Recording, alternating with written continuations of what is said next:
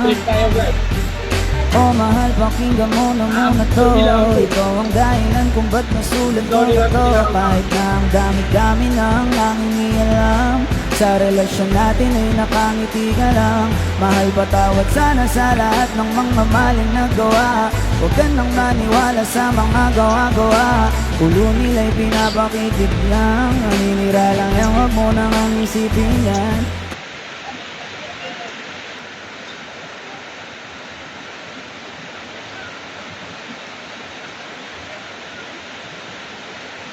Alay kami kasi.